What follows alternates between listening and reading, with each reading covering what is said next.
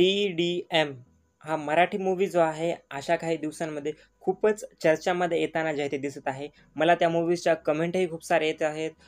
त्या मूव्हीजचे माझे व्हिडिओही सध्या परत ट्रेंडिंगवरती जे येत आहेत आणि हा मूव्ही सध्या YouTubeवरती रिलीजही झालेला आहे. म्हणजे YouTubeवरती तुम्ही फ्रीमध्ये ऑफिशियल चॅनलवरती जे आहे ते बघू शकता.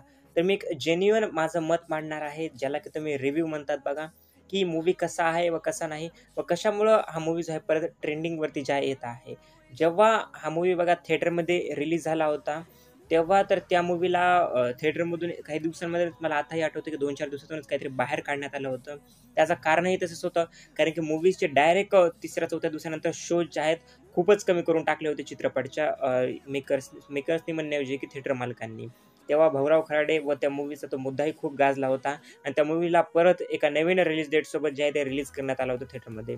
परंतु नंतर हे रिलीज केल्यानंतर ही मूव्ही काय तेवढ्या काही प्रमाणावरती थिएटरमध्ये चालला नाही. ऑडियन्सला चित्रपट पसंती पडत आहे, परंतु नेमका कुठं भानगड झाली ते मला मला आताही समजलं नाही. जेव्हा मूव्ही थिएटरमध्ये रिलीज झाला बघा, तेव्हा त्या मूव्हीला खरं जर पाहायला गेलं तर ऑडियन्सचा सपोर्ट भेटायला पाहिजे होता, परंतु तेवढं काही भेटलं नाही. परंतु आता ऑडियन्स जे आहे ते ओढत आहे, की मूव्ही खूपच चांगला आहे, मूव्ही कुठं बघायला भेटेल? असे मला खूप सारे प्रश्नही येतात आणि मूव्ही का चालला नाही? अशा गोष्टी विचारतात. परंतु जेव्हा खरं तर सपोर्ट करायला पाहिजे मराठी चित्रपटांना तेव्हा करत नाहीत आणि निघून गेल्यानंतर मग वाईट म्हणून घेतात, की हा मूव्ही का चालला नाही असं तसं. तर सिंपल या मूव्हीची स्टोरी लाईन जी आहे, एका एक रॉ महाराष्ट्रातील कथा आहे मी असंच म्हणेल. एक सिंपल नॉर्मल कथा आहे, की ज्यामध्ये आपल्याला बाबू नावाचा कॅरेक्टर जे की पृथ्वीराज यांनी प्ले केलेला आहे आणि कंदिलाजी त्यांचं एक एक लव्ह इंटरेस्टचं कॅरेक्टर त्यांनी प्ले केलेला आहे. तर एक सिंपल बाबू एक गावातील मुलगा आहे, ज्याची की खूप चांगले स्वप्न आहेत आणि त्याला ते स्वप्न पूर्ण करायचे. स्वप्नही काय आहेत त्याचे? तर TDM म्हणजे की ट्रॅक्टर ड्रायव्हर ऑफ महिंद्रा असं त्यांचं एक स्वप्न आहे. म्हणजे त्याला त्यांची एक प्रकारे नॉर्मल बिझनेस उभा करायचा आहे. कंपनी उभा करायची आहे असं म्हणेल, ज्यामध्ये की त्यांना वाळूचा थोडासा सोप्या भाषेत धंदा करायचा आहे एवढंच म्हणेल मी. तर धंदा म्हणजे म्हणण्याऐवजी सॉरी बिझनेस करायचा आहे त्यांना मी असंच म्हणेल.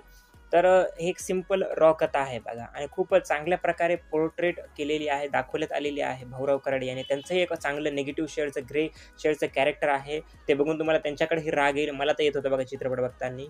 आता मीही त्यावेळेस या मूव्ही जे आहे बघायचं राहून गेलो. मी खूप खरं तर सपोर्ट करण्याचा ट्राय केला बघा तेव्हा, की मूव्ही का चालत नाही ह्या त्या तरीही प्रेक्षकांनी तेवढा काही रिस्पॉन्स त्याही वेळेस जे आहे ते दिला नव्हता.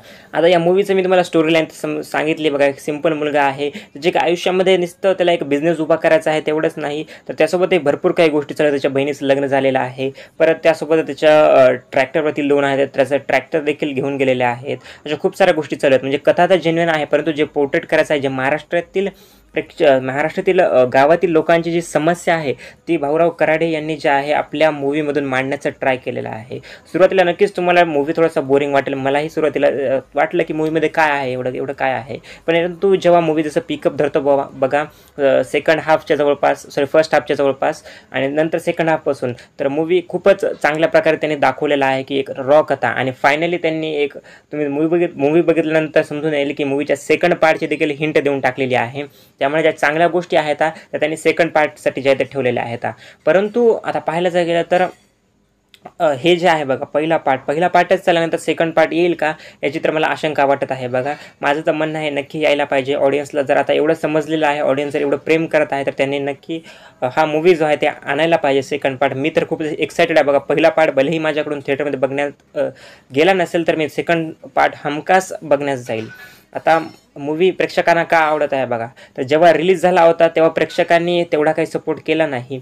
प्रेक्षकांनी खरं तर नुसतं आपले मराठी प्रेक्षक जर पाहायला गेलं ना, तर तोंडापुरतंच मला आता मी स्वतः सांगतो बघा, की जे शहरात राहणारे लोक आहेत ना, ते अशा मूव्हीजकडे जातच नाही. जे शिकलेले लोक आहेत ना, सिरियसली सांगतो मी, की आता माझ्या सोबतचे देखील म्हणतात, की काय मूव्ही आहे, काय बघायचं म्हणे. हे मराठी चित्रपटाचं कोणी नावही काढत नाही बघा.